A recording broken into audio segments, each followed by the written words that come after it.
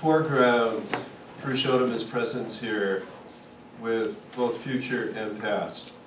And the future is that at the Graduate Theological Union, he co-anchors a doctoral program in Dharma studies. Students are coming from around the world, studying Sanskrit, availing themselves of the broader offerings of the University of California at Berkeley, and then benefiting from two full-time dedicated persons, himself and Dr. Rita Sharma. Purushotama and I go back to an era of our lives when we were youngsters. And I included his dissertation in a bibliographic periodical that I used to helm called Hindu Religious Studies Information. And it was a bibliography of current research. This is back in the very early 80s. And we came upon an opportunity at the State University of New York at Stony Brook and the Institute for Advanced Studies of World Religions to host an international scholar. And we invited Purushotama to come, and he stayed on to teach as I left and moved out here to California. And his home academic ground is actually Australia. He did his PhD at Australian National University. Was it a Nyaya or Mimamsaka? Nyaya Mimamsaka. Nyaya and Mimamsaka, okay.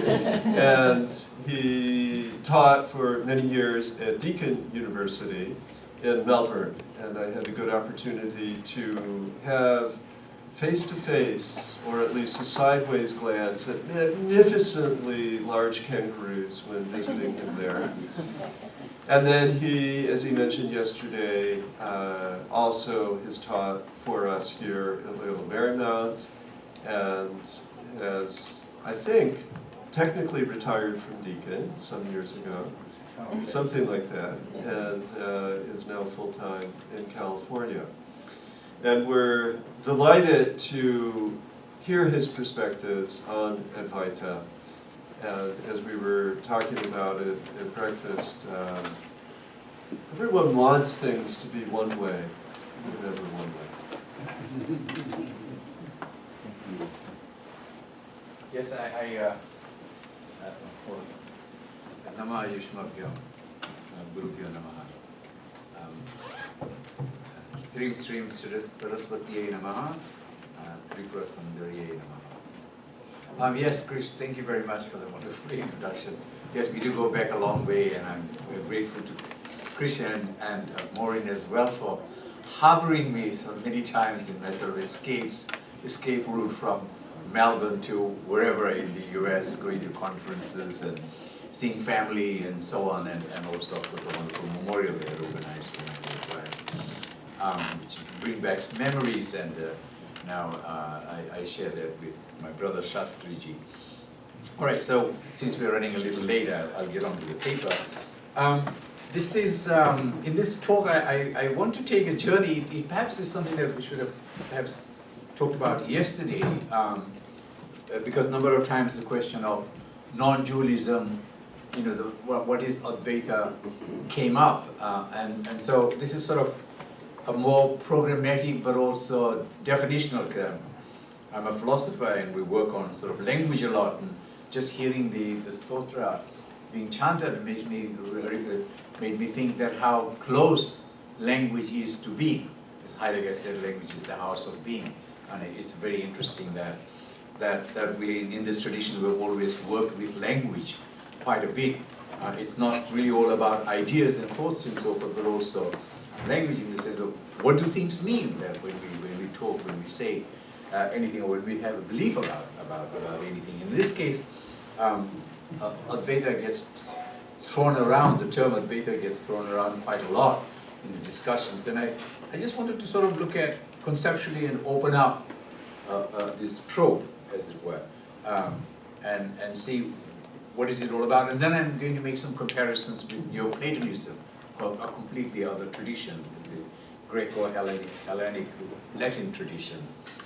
So I wish to take a journey through the different forms or kinds of Advaita.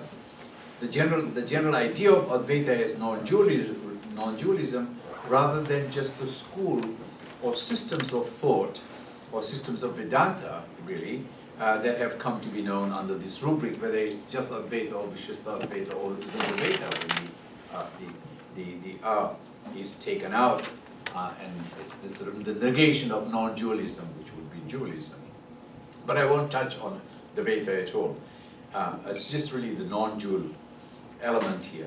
And I take non-dualism in an even broader sense to encompass also the philosophical teachings in Buddhism, particularly in the Prasangika, Madhyamaka, and the aligned schools, including Vijnanavada.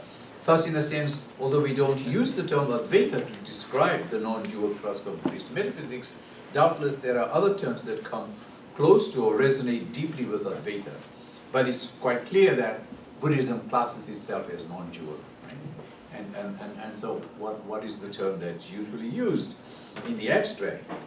And they use descriptors such as advaya or divitiyaṃ nāsti, right? Advaya and Advaita are of course etymologically related, for both imply not two, right? The negation of the dual, the Vaita. But in Prasangika Madhyamaka, much more is said or made of Advaya than in the Brahmanic tradition. Here are some nuances which would be useful constructs. So, Advaya just by itself, not two, without a second, unique, non-dual indicator of truth of things. Advaya Vada, the doctrine of non-acceptance of either of the two extremes, transcendence of the dichotomy of existence and non-existence, eternity and destruction. So it's really about not taking the two extremes, sort of the middle position. Advaya Vada Buddhism is a secular form of Buddhism which postulates progress, Pratipada, as the fourth sign or mark of being and considers the middle way, the Madhyamaka Pratipada, as a reflection at the human level and in human terms of this fundamental property of overall existence. So the purpose of Advaya Buddhism is to become a true part of the whole. T.R. Vimurti notes the difference between Advaya and Advaita in the following terms. A distinction must, he said, however, be made between Advaya of the Madhyamika and the Advaita of the Vedanta, although in the end it may turn out to be one of emphasis, or rather one of emphasis of approach rather than difference in kind. Advaya is knowledge free from the duality of extremes, of is and is not, being and becoming. It is knowledge freed of conceptual distinction. Whereas Advaita is knowledge of a differenceless entity, Brahman, pure being, or Vijnana, pure consciousness. The Vijnanavada, although it uses the term Advaya for its absolute, is really an Advaita system. So Murti claims, but I think there are people in Vijnanavada who would disagree with that and say it's really not about metaphysics, it's about epistemology, it's about how we see something. But of course, you know, in as much as Vijnanavada is also committed to our mind being the only thing, the mind only, one might say they mean that, but I don't think they mean pure consciousness in exactly the same way in which Chit is taken in the Advaita tradition, right? Which is a difference. Advaya is purely an epistemological approach. The Advaita is ontological, meaning metaphysical. The sole concern of the Madhyamika Advaya Vada is the purification of the faculty of knowing. So it's really about getting rid of false knowledges and so forth. Even if nothing is left out there. That's the whole point. That's what the emptiness is all about. The primordial error consists in the intellect being infected by the inverted tendency to view reality, and the reality is in brackets, whatever the reality might be, as identity or difference, permanent or momentary, one or many. These views falsify reality, and the dialectic administers a cathartic corrective. With the purification of the mind, intuition, prajna emerges. The real is known as it is, as Tathagata or Buddha Koti. The emphasis is on the correct attitude of our knowing and not on the known. Right? So that's the Buddhist sort of approach to Advaita, if you like. Or non-dualism. Perhaps we shouldn't even use the term Advaita. And say, well, that's one form of non-dualism. In modern parlance, Buddhism is touted as the paragon of the non-dualist system. just as mindfulness as a form of meditation is now a purely Buddhist preserve. Right? Nobody talks about mindfulness in Patanjali's case, perhaps you do in LMU, but outside there you see yoga magazines even have mindfulness, but they actually talk about Buddhist mindfulness, and Google and Apple, they're all into it. Often contrasted with versions of non-dualism in the Brahmanic tradition, most notably Advaita Vedānta, which they allege to be compromised on the side of non-dualism and veering heavily towards a form of monadic monism or monastic monadism. So the Buddhists will always sort of refer to the Advaita as a form of monism. And it's a prejudice that's gone around quite a bit, actually, because they think you're really talking about one thing, Brahman. How can it be non-dual? That's all. That's all there is. It's just, so it must be, and it's on its own out there, hanging somewhere. So that's monadic, like the Leibnizian idea of the monad, or ātman, similarly, same kind of thing. And it's more concerned with getting the metaphysics than correcting our warped epistemology. So that's why the Buddhists will say, you're way too metaphysical, too involved with trying to get reality, capturing it into your, into somewhere in your mind. Now, I'm not entirely sure what the Pali and Sanskrit terms are being translated as non-dual other than advaya. In one place, I've seen it written as adyava, which I think is a spelling error. There's no such word in Sanskrit, right? Or perhaps a rendering of shunyata. But that would be emptiness, nothingness, right? Emptiness, which is a statement about how things are, not, which is a praise about how things are and not what things are, when viewed from the corrected perspective of pratitya samutpada, dependent co-origination. And it's about as close an ontology as we can get to Buddhism. So it really is about this world, and these things are interrelated and so forth. And if you go look for its essence, it's empty, and that's what non-dualism is really about. Emptiness, and these things are about the same, exactly the same, two sides of the coin.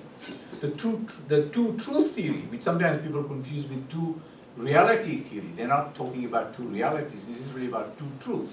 If you listen carefully to the Buddhist, the two truth theory comes close enough. But two truths still implies epistemic dualism, although some populists may say there is but one reality which is known in two epistemic forms. So ultimately there is no difference and no two-ness of anything, truth or reality. Right? Now I want to turn to the concept of Advaita in the broadly Brahmanic tradition before I go to Neoplatonism. In the Brahmasūtrabhāṣyam Upanishad, there is a verse, and many such going back to the Vedas and the Brahmanas, that Brahman, the self, is identified consecutively with the intellect, with manas, with vital forces, with the eyes, with ears, with earth, with water, with air, with ether, with fire, and what is other than fire, with desire and the absence of desire, with anger and the absence of anger, with righteousness, which everything, in short, identified with this and with that. That is, according to Śrī Śaṅkarācārya in the commentary, with what is perceived and what is inferred.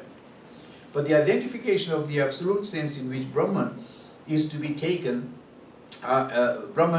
is not so, because identification can occur at two levels, at the kutashta and at the tatashta. Right? I think you call this swarupa, but I think the term that I prefer is as kutashta. It is more about the entities being connected with each other, descriptions taken verbatim from the Brahmanas than the concern with Brahman itself, right? So what kind of descriptions, what are the entities that are connected, and what are their properties? So the identification survives in Advaita for all manner of reasons, not least for release from the very things being magically identified. Magically I put in inverted commas, and I'll tell you why.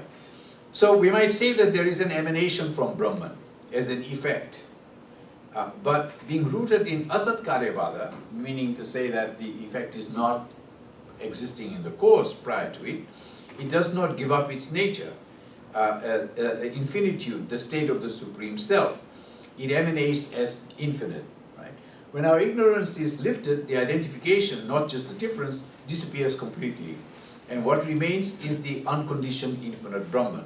There was, so to speak, no emanation to start with, or is no more real than the snake in the rope or in the mirage of water on the wet road. only Swarupa Lakshana, Anantam, infinite, endless with Satyam and Jnanam. The world of Maya conceals out itself as that which conceals authentic existence.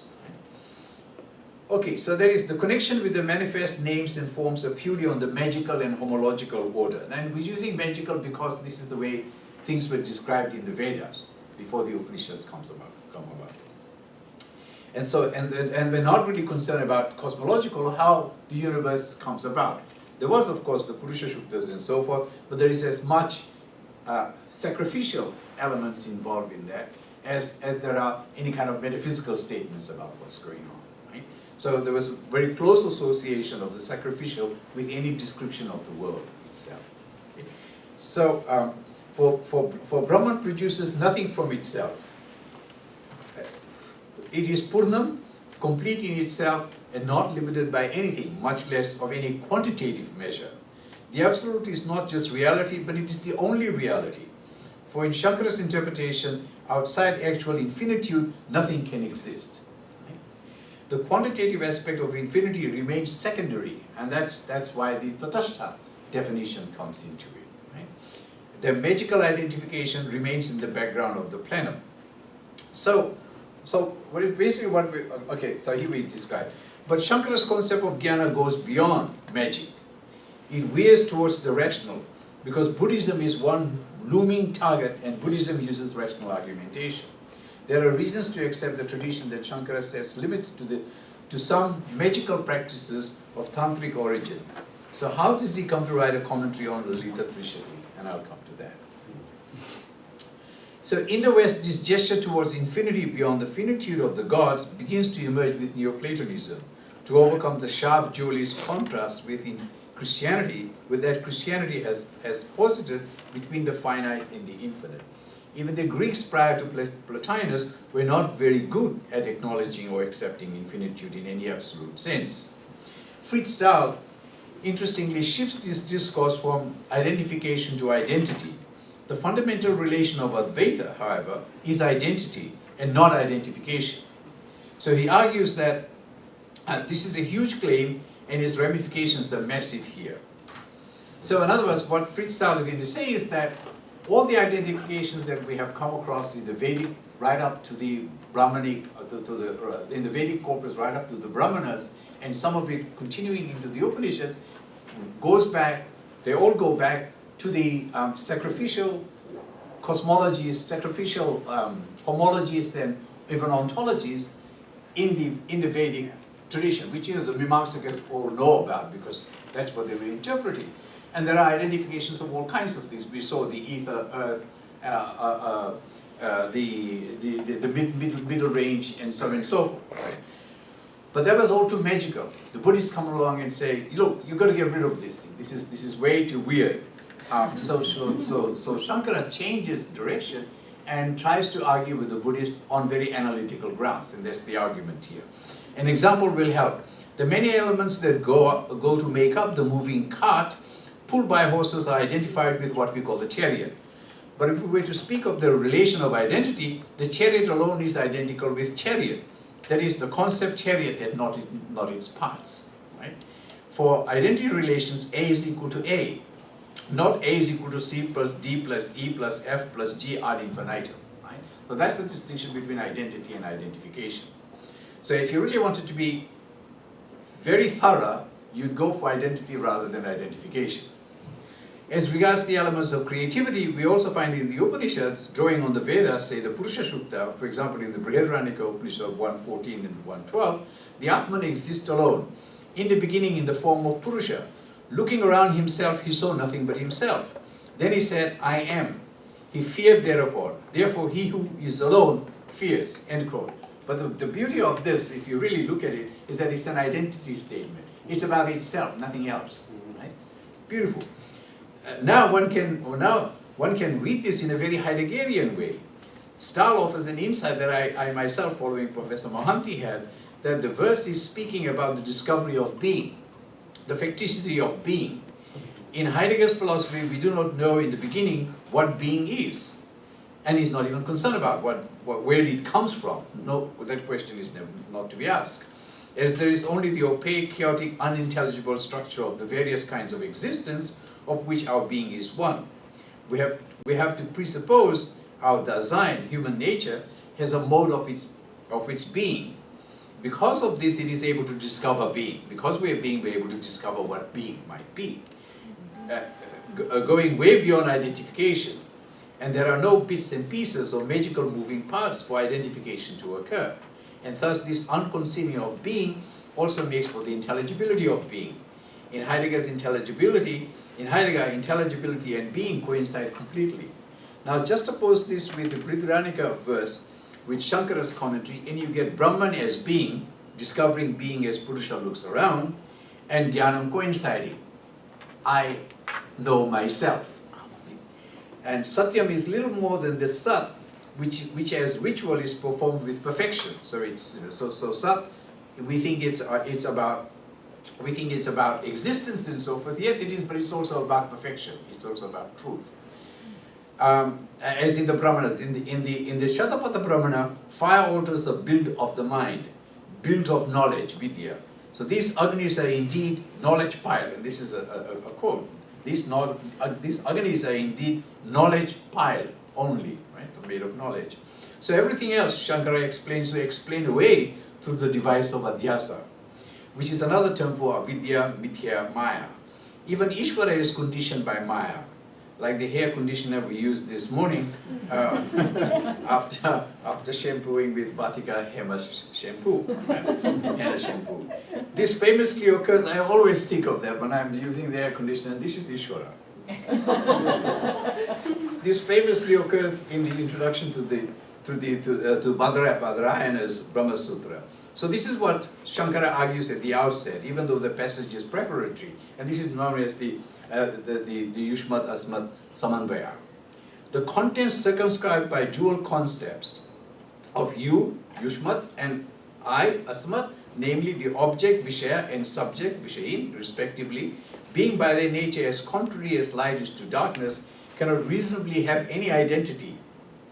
Any identity, right? This being established, it is even less reasonable that there be identity between the attributes. So, if there can be no identity between the substances, there can't be identity between the attributes either. Right? It's, notice he is making a direct reference to identity, for that is what he is after. The imagined objection is that even if it is granted that there can be no identity between substance in respect of the subject and object, it could be that the identity is between their respective properties, but he dismisses that as well. There can be identification, but no identity as such. In his retort, he dismisses any such possibility. That was the Purva Paksha. So he's saying that yes, there can be identification between the properties, but no identity. The only identity there is of the subject to itself, not to the object. And he concludes, accordingly, the transference or superimposition, some people translate adhyasa as, of the object represented by the concept you is that, really that, and of its properties on the subject, which is of the nature of consciousness, Chidatmaka, represented by the concept I, as well as the converse, the subject, and its properties on the object, can only be said to be an illusion. So any kind of identification is an illusion. Right? Subject, object, properties of the subject, and properties of the object is a complete illusion. The way that the Advaita tradition of Brahmanism that Shankara represents here resolved the problem of being and the sense that people have of an individual and substantial self was to say that the ātman was ultimately real and the phenomenal world, jagat, and the individual were illusory, mithya, maya in nature. In other words, because there is no identification, it cannot be part of the identity. So what are you going to do with it? You have to push it aside. Right? My hypothesis is that Shankara was fearful of the looming legacy of asat, non-existent or non-being, and its constant wager on sat, existent or being, in traditional philosophical development, notably coming from the Buddhist dialectic. And of course the Jain as well before that.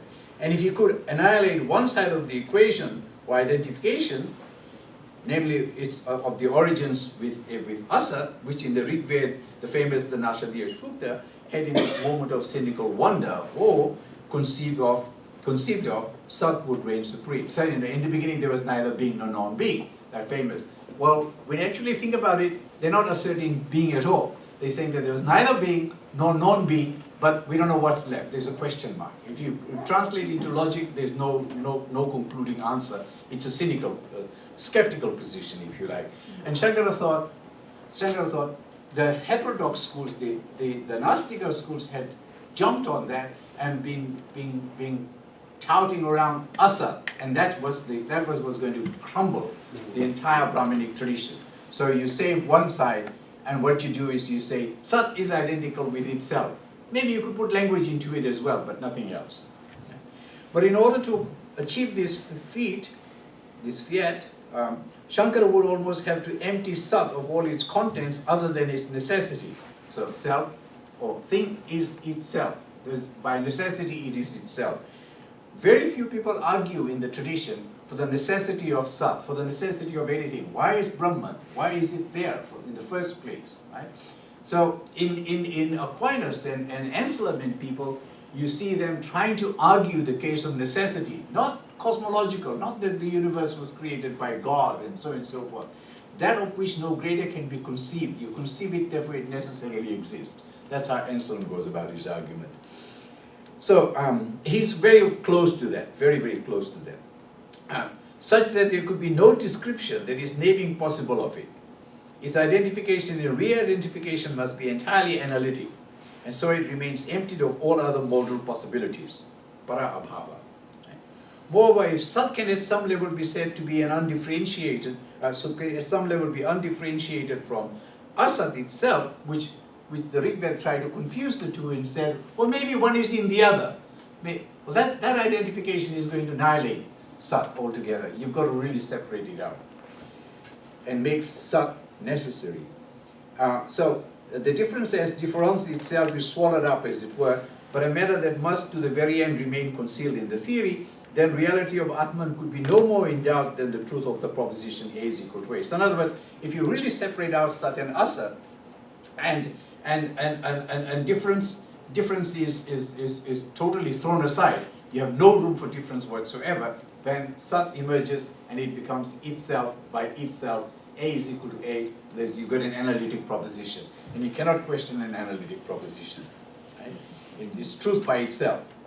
Sotha pramanya is another way of looking at it. A is necessarily A and cannot ever be non-A. That is the swabhava, that is the swarupa lakshana. Right? In other words, Shankara had discovered both, or perhaps voices its acknowledgement within the Vedanta tradition, analyticity, and the alarming power of persuasiveness of the concept of nothingness of the self in the articulation of Asa. So all kinds of self, your, me, is nothing. Just reduce it to nothing. Just try and find the base of Asa, and Bob's your uncle, as the Australians say. I shall endeavor to demonstrate this particular thesis by examining various subtle moves and linguistic tropes Shankara engineers in his commentary work. I think I'm going to run short of time, so I'll skip this part, in which I'm sort of basically really reviewing the position with the conclusion that this is the conclusion. Since Brahman is the only reality, its description in terms of anything else must necessarily only be misdescription, or what Vibhuti Yadav had called mispredication. Even the analogy of rope snake does not capture the precise epistemic error involved, which is why Buddhists are able to get you for that, right? It's not worked. That analogy people keep using does not work. Buddhists are right, it's to be destroyed completely, because the rope snake can happen on a substratum of nothing as well. Like the water, the mirage example, there was no water there.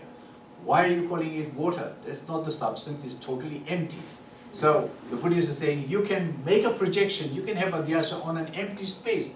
Look at holograms and stuff like that. You could create a Fox Michael Jackson running around here, and there's no Michael Jackson, right? And there's no base, it's empty space.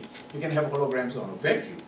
So it's the Sat Asat Vilakshana does not capture the truth here. Everything other than Brahman falls or collapses into asat, anatma, non-self. So that's really where you put everything else. No experience, anubhava in this realm amounts to or has perhaps more than a trace of Brahman anubhava. So Brahman anubhava has nothing to do with anything else, completely.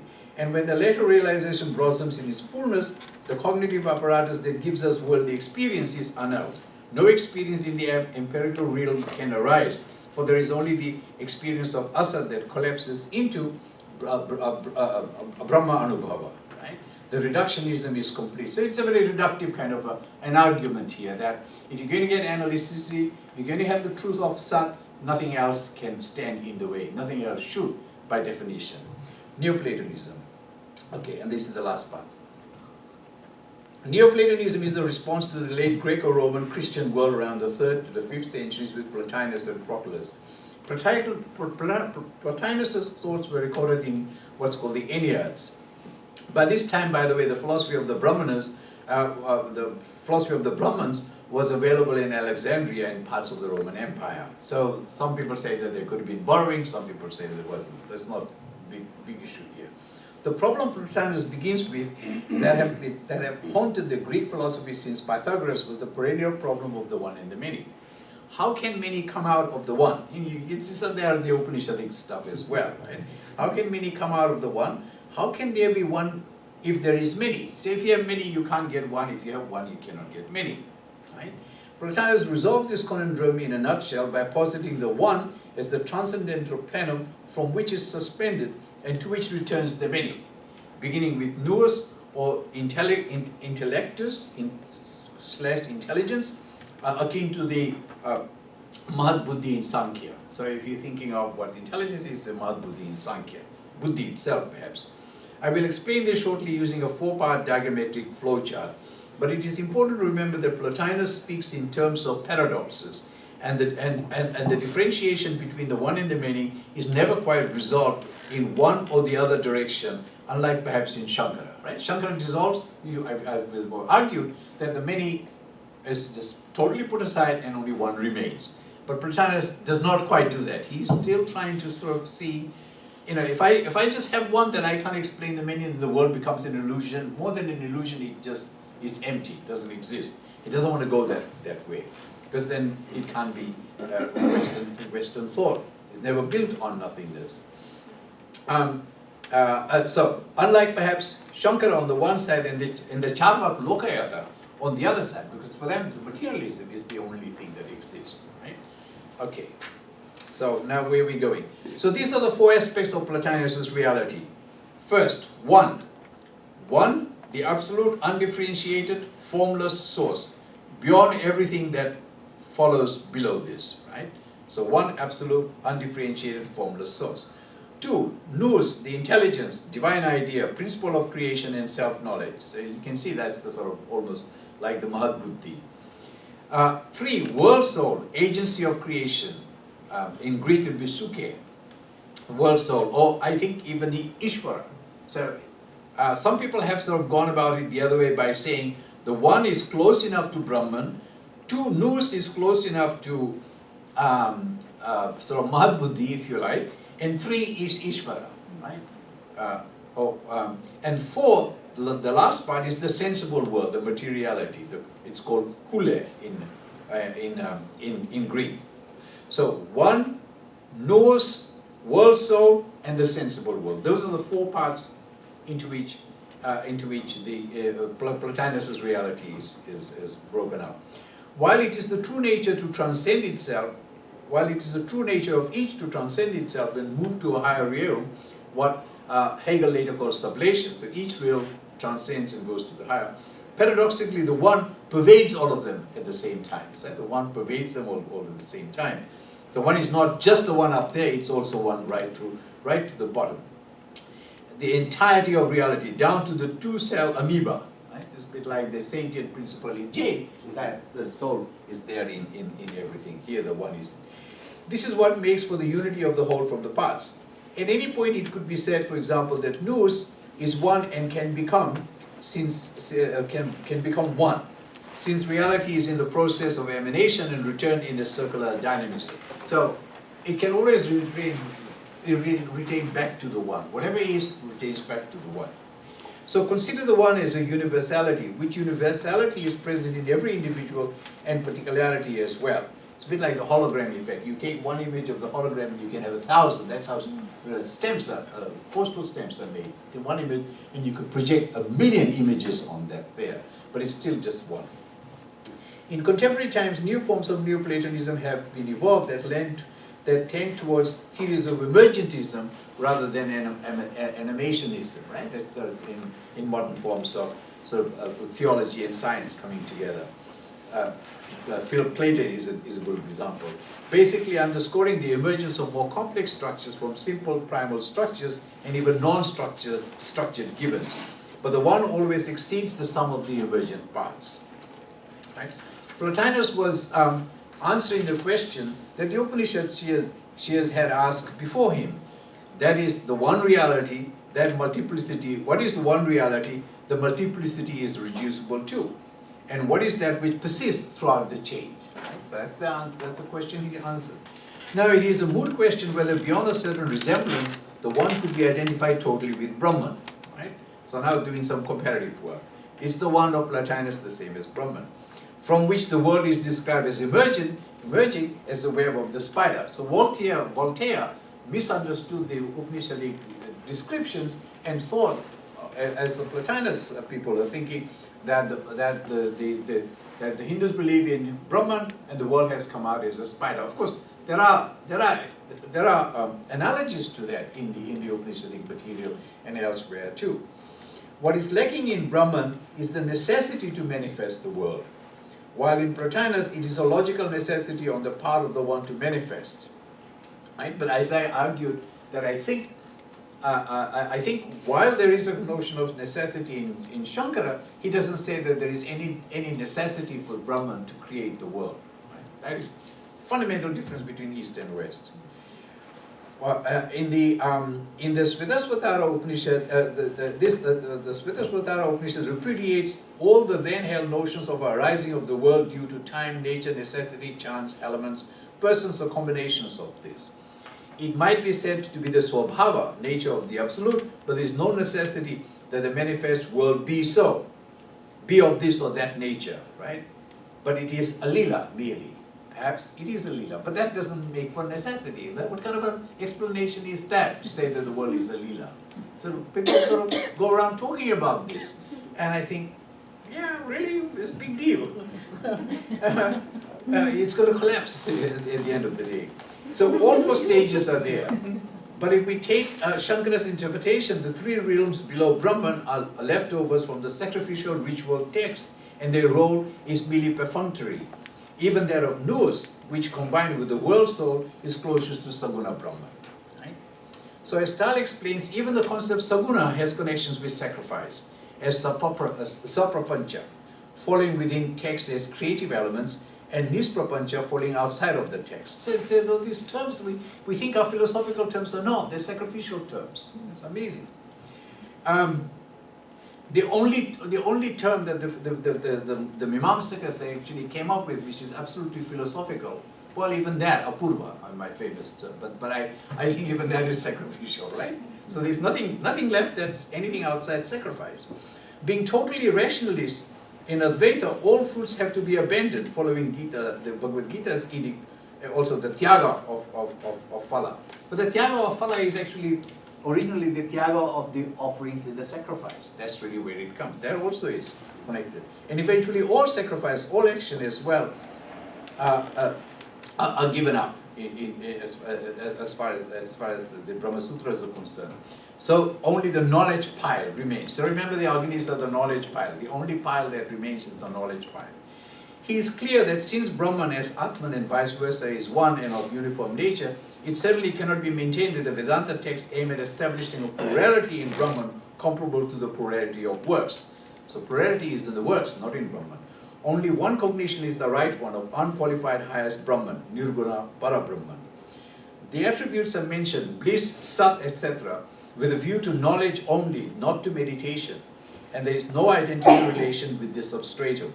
Brahman, with the substratum Brahman. Qualities, on the other hand, are supposed to refer to Saguna Brahman for the purpose of pious meditation. Meditation may lead to Saguna, but not to Nirguna. Likewise, puja, worship, ritual, artha, action, and so on. Right? So moksha is released also from identification with Saguna Brahman. And indeed, the moot point, identification of Saguna Brahman with Nirguna Brahman. So this is a very important point. So we think, well, we have to just disidentify ourselves with Saguna Brahman, but also you got to disidentify with Nirguna Brahman. People think that Saguna Brahman and Nirguna Brahman are two sides of the same coin. No, not here. They actually are different coin altogether. Right? So you can't toss the coin. For there is absence of identity relation between Saguna and Nirguna. Right?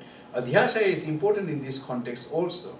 A mental act of identification of a higher entity A and a lower entity B in such a way that B is looked upon as A, or that A is seen through or in B, and that cannot hold. That you can do in meditation, but not in ultimate knowing, ultimate truth. Meditation or contemplation from and on the sensible realms leads upwards to the one, dialectically. This is very important for Plotinus, very important for Plotinus also. But this is mystical and a spiritual practice, and that is not possible in a philosophical practice. In Vedanta Chit, the simulacrum of nous, but Satchidananda as qualifications disappear in qualityless Brahman, where nothing is left of the unity in multiplicity that is still characteristic of nous in Plotinus. So that's the difference. Many parallels are here, no doubt. Turning inwards, one finds through contemplation of the nous, the one, the only one reality. There's becoming of nous and the suke into one. So there is assimilation and transformation involved. Our individual soul is individual in actuality, but the universal soul is potentiality. And it is the actuality of all individual souls as potentiality. The identifications that Shankara was suspicious of are actual possibilities, the instantiations of the above process in Plotinus. He's suspicious of any kind of emanation, anything coming down from the one. The dynamic is real, not just subjective in Plotinus. In Shankara, it is entirely subjective, and he's suspicious of the subjective, remember. Something A can be derived from something B without becoming separated. Under A falls the nous, suke, world soul, and individual soul, but also the hule, the dark matter from which the manifest world is manufactured. Yet the distinction between Nirguna and Saguna seems to be a critical insight in Neoplatonism. So in Neoplatonism you can retain that distinction. The one beyond being is beyond qualification. Nothing can be affirmed of the one which is suitable to it, as it is even for itself nothing. All right. I think now it is okay. So we can see clear elements of non-duality in Plotinus. For duality only arises after nous comes into being.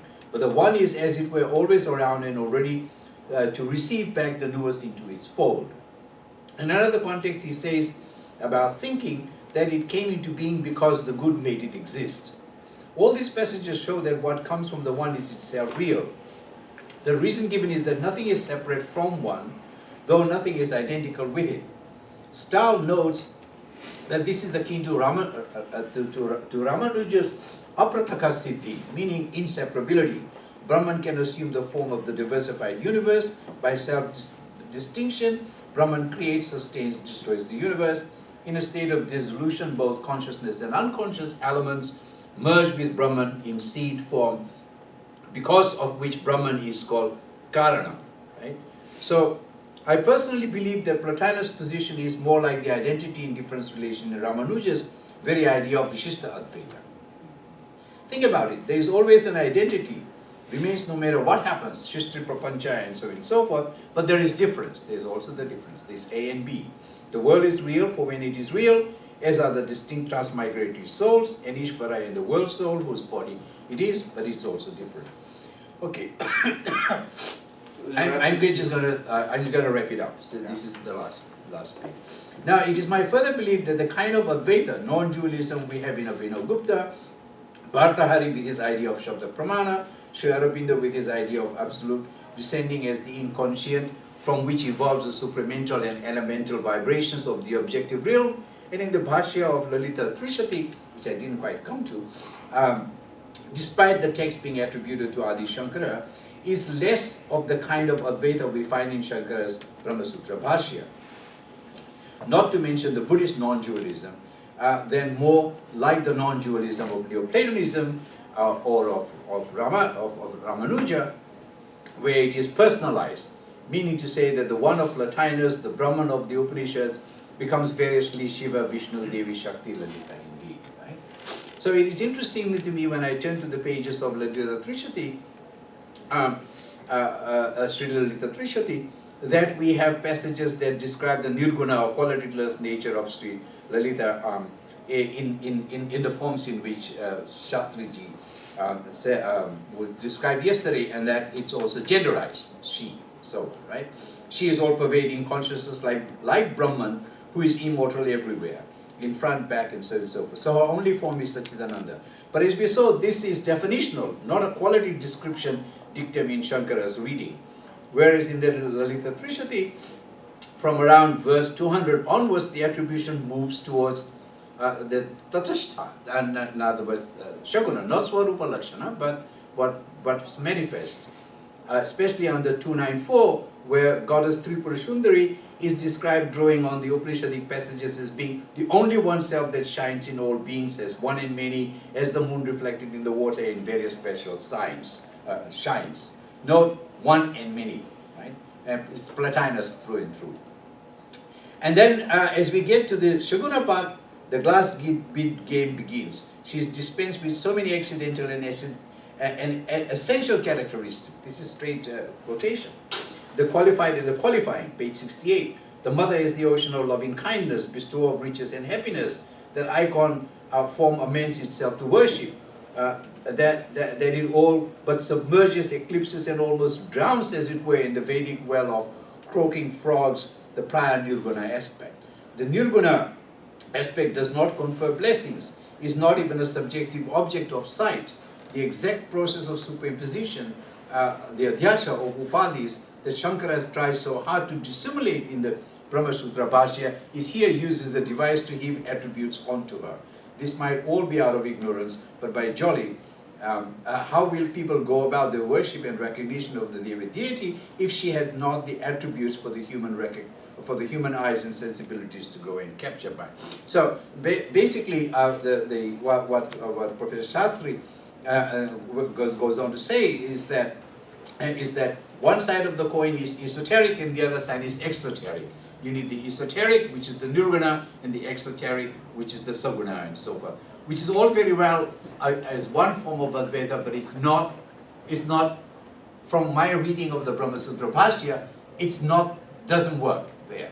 So I'm really wondering, who is this Śrī who goes on to write the bhāṣya on the Śrī Lalitā Triśatī when he's arguing some completely opposite position in the bhāṣya? This I'm not able to reconcile, and you know, standing completely outside the tradition as a philosopher, I'm finding it very, very difficult to put together. I still put my bet on Shankara of the Brahmasūtrabhāṣyam, especially the introductory part and the adhyasa part. Or I'll leave you with this. You sure? Questions, comments? Yes. Okay, please. so here's a question for you. You know, Shankara was called a Pratana Bodha, and I think that part of what's going on with this is that there's a certain amount of conflation. Okay, so I think part of what's going on with this has to do with the shift from epistemology to ontology. Yes. And so what you get with Madhyamaka is not what you get with Vijnanavada, because with Vijnanavada, they reclaim an ontology that Prasangika Madhyamaka does not. Yeah. So, and that's, I think, the key thing, because what happens then with Vijnanavada is it eventually starts to look a lot like, you could say, either Advaita Vedānta or either Shaiva non-dual Advaita as well. So with Vijnanavada, especially as it sort of translates into Tibetan forms of Vijnanavada. Yeah. Okay, so that's one part of this whole epistemology, ontology sort of distinction that has to be made, and along those lines as well, what you wind up with is that shunyata can only ever remain an epistemological category. Right. And that goes back to, I think, what you were saying yesterday also, Jeff, that is that it has to be interrelational. And in that respect, you don't get the ontology that you're pointing to with Shankara ever, okay? So that's, there's a little bit more that, that again, where you don't have to necessarily also conflate the Advaita of Ramanuja, the Vishishta Advaita, with the Advaita of Kashmiri Shaivism. So you've got a lot more distinctions that you can Sure. make amongst all of these, and those distinctions are important, particularly I think in relationship to the problem of epistemology versus ontology, which is I think the fault line. Why Shankara comes out with just an identity statement is because he's relying again upon an ontological argument, which you don't find in the Madhyamika that you're pointing to. And where you do find it in Buddhism, in the Vijnanavada, it actually starts to look a lot like the either Kashmiri non-dualism or Shankara's, depending on which way they go with it. Right, yes, the Vijnanavada, and it's so close to either obliterating that distinction or moving towards an ontology, so the mind only, the chit, and so on and so forth. But the people that there's a big Yogacara panel that's been going on in the AAR, Dan Lusthaus and people like that, and John Powers, and they're sort of going to Chinese sources as well, and they're you and I would have a hard time making that claim there. That they're absolutely committed to this, and this is what the project is about. It's trying to show that there's no ontology going on in Vijnanavada at all, or any kind of Yogacharik sort of tradition and so forth. That it really is mind only in the sense of the mind, the knowing part of the only, rather than the mind being presupposed as a substrate on which knowing is happening. Not when it becomes Tibetan Buddhism, though. It can't. Well, these people they are working from Tibetan Buddhist traditions as well. But they're not taking that tack, and they can't because of bodhicitti.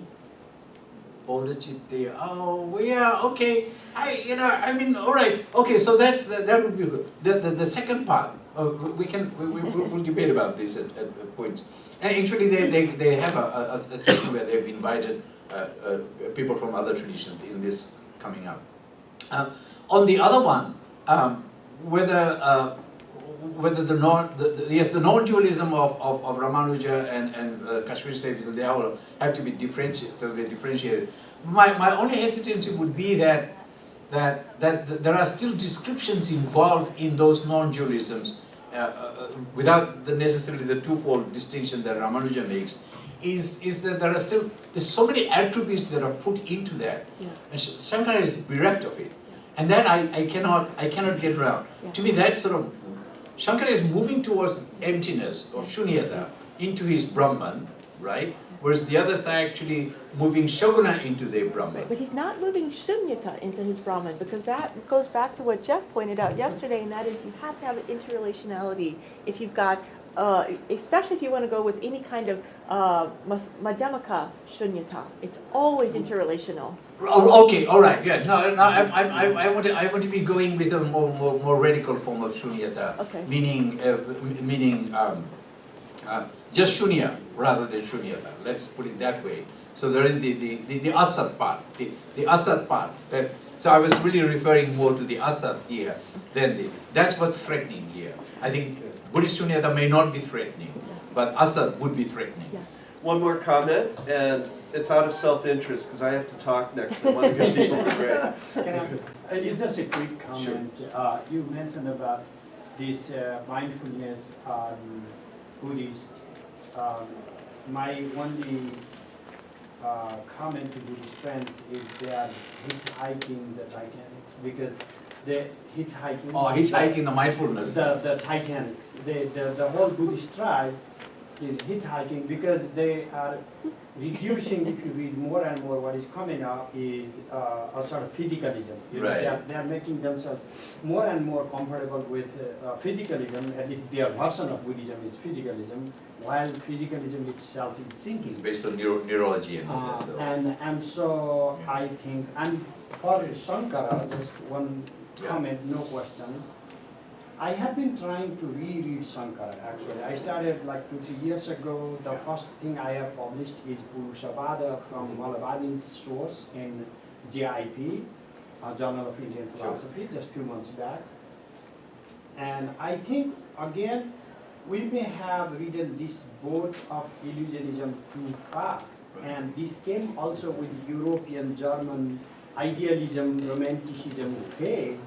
And there is enough of materials, actually, if we want to read Shankara otherwise.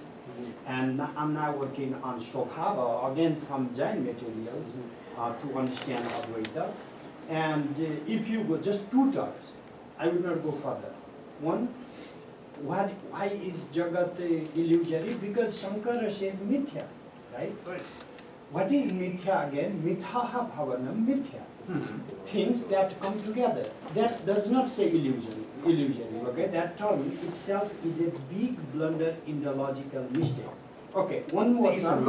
It's erroneous understanding rather Yeah, than mithya would be erroneous understanding. It's like avidya. Yeah, so it is not illusion then. No, of course not. But it doesn't save it though. It doesn't save the Jagat. Yeah, so I will go one more term. Maya.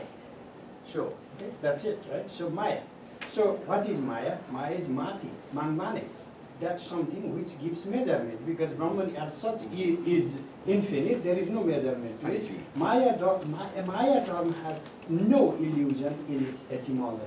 Sure. So yeah, you interpolated from Buddhism and then appropriated, and what has happened in India and for Europe and all is everybody who is reading Shankara as if this monster who made the world as illusion. Starting Aurobindo, for example, and this Neo-Hindu, dashing Shankara has been like a single busyness, you know. Like including Ramanuja, No, I mean, Ramanuja, Aurobindo. They have misunderstood. That started from They have misunderstood. the whole industry about doing Indian philosophy is about dashing Śrī because he made the world illusion. Did he or not? If he made it, then I'm happy to understand it, you know. But I'm trying to derive. That's all. Well, I think we could give a completely different argument for the same conclusion that people might have made, like the Orientalists and so forth. But a philosophical argument. There's nothing wrong with making a philosophical argument that the world does not exist. It has been gone through that in other traditions as well. Why are we so afraid of that also? Why are we so afraid of saying that perhaps in one argument the world might not exist, only Brahman? That's a very special argument. We are not concerned with that. Very high metaphysical argument. We are not concerned with that. It is a misinterpretation. That we are concerned. It's the interpretation of Shankara's thought. We are concerned with that. Yes, but no, it's a misreading of it and a wrong conclusion being drawn for wrong kinds of reasons. It's saying that you're denying the world and therefore you are heathens and this, that, the other. Anti-Vedic also. Right. But philosophically, if you actually came up with that position, if you independently came up with that position, then there's no, we reinterpreted that to read the way that he might have intended it. And if a philosopher has a right to come up with any of these positions, completely contrary to the tradition. Absolutely. And I think that in modern times there are scholars like Heidegger and Jaspers have tried this in traditions and have failed in Western tradition. But I think Shankara might have succeeded because of the wherewithal from within his own tradition that he could actually uphold. But he's not saying that therefore Brahman is an illusion. Remember that. He's saying the only reality is Brahman. But that's very good. You've actually got a necessary being which is the highest of the thing. Well, let's not worry about the world being an illusion, being the problem. You've saved something. That's what he's trying to do. I'll just put in that John Grimes has argued this very successfully in some of his work on Advaita Vedānta. Yes, along those lines. Yeah, John Grimes, excellent. Oh, one clarification, only 1 minute I will take. He was talking about the Lalitā Triśatī. Right. You see, whoever said that it is not a work of Shankara, they have not read the bhāṣyam, therefore they are telling. And it is not tantric interpretation, it is Advaitic interpretation. And you reach, see, I am Advaitic. I studied Shankara's text, as far as my knowledge is concerned. I studied the language, the style of writing. Shankara is not defending Advaita in this text. No. See, in Brahmasūtra, he defends Advaita. Right. In Upaniṣads, he defends Advaita. Right. But here, he is just interpreting, giving a meaning, Advaitic meaning. He is not defending. It is not a logical text. Right. It is not a tarka prasthana. It is not tarka prasthana.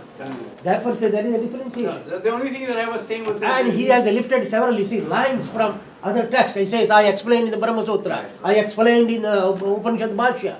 He said It's like an that. Advaita text, but what he's actually doing, he's actually eulogizing, not eulogizing, he's making a wonderful pastiche and flower thing of the Shaguna part, not the Nirguna part, even though the text seems to be saying that, the Nirguna